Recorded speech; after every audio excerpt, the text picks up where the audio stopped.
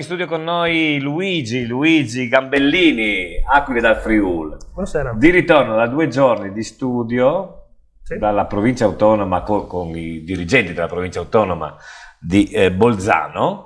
Certo. Ma parlavate in italiano, in friulano, in ladino o in italiano? In italiano e un po' anche in ladino. Sì, perché effettivamente là c'è il ladino. Più a Trento però, no? Che più a Trento, Bolzano. la parte bassa, però anche loro hanno una zona ladina interessante, Sì. diciamo. Sì, assolutamente. Quindi per imparare cosa in questi 2 giorni di studio?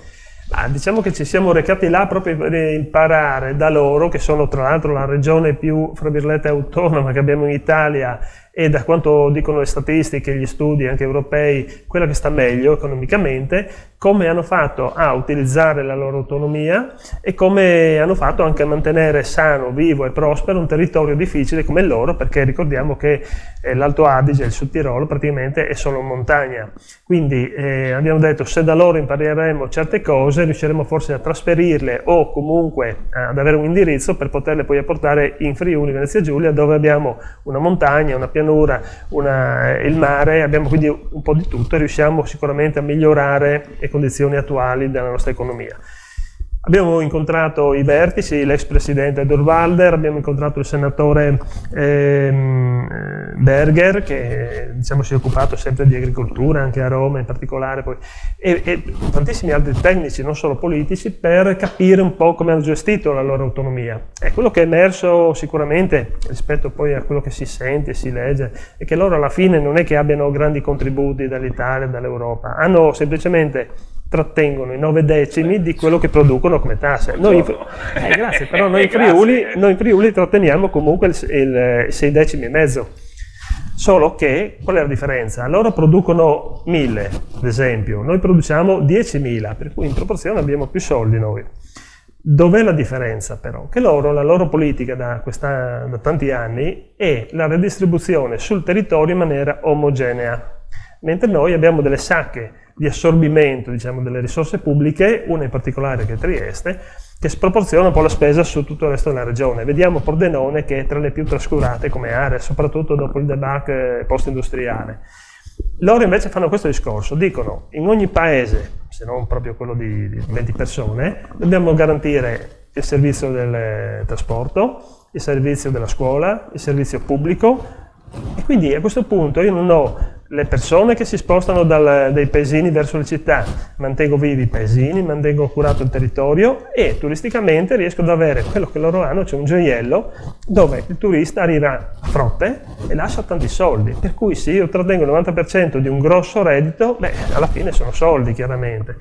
Noi qui in regione questo discorso non lo facciamo, abbiamo uno spreco enorme indirizzato in pochi punti e tante aree trascurate, lo vediamo che noi, la montagna di Pordenone, la zona qui della provincia di Pordenone, perché non abbiamo neanche quella più ormai, è praticamente devastata. La Carnia sta andando anche quella male.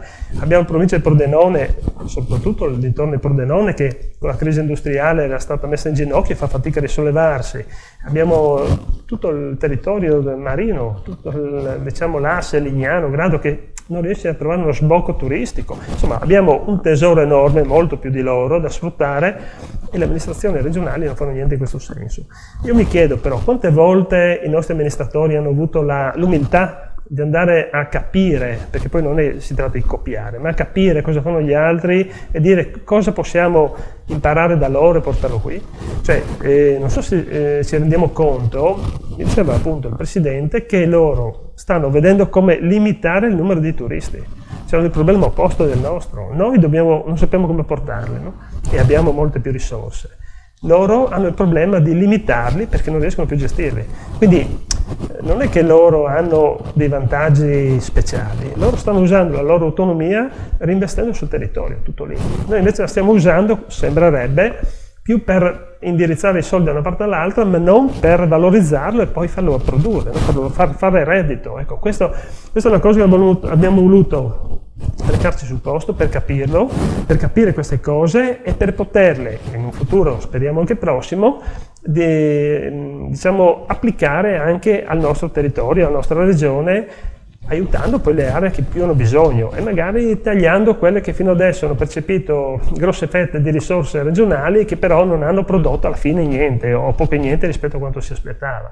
per cui va bene spendere, ma spendiamo con giudizio, anche perché i soldi, come dicono tutti, sono sempre meno, ed è importante, come noi, il nostro movimento Aquila del Friuli, fare queste valutazioni. Dico solo questo per concludere: noi abbiamo realizzato dei video, una video intervista in particolare, e invito tutti coloro che hanno piacere di capire un po' cosa significa vivere davvero l'autonomia, come fanno loro e non forse come facciamo tutti noi sempre qui in Friuli, e ad andare sul nostro canale YouTube Aquila del Friuli, Aquile dal Friuli, e vedrete l'intervista all'ex presidente Durnwalder. Beh, lì capirete che in loro c'è una carica, un orgoglio di sentirsi, come dovremmo essere noi, della nostra regione, appartenere alla loro terra e di applicarsi al 100% per il bene di tutti coloro che abitano in quella terra, non solo di alcuni, di tutti, indistintamente. Questo Perfetto. è un messaggio che ci tenevo a lanciare. Benissimo, grazie a Luigi Gambellini, Grazie a Aquila voi. del Friuli, grazie.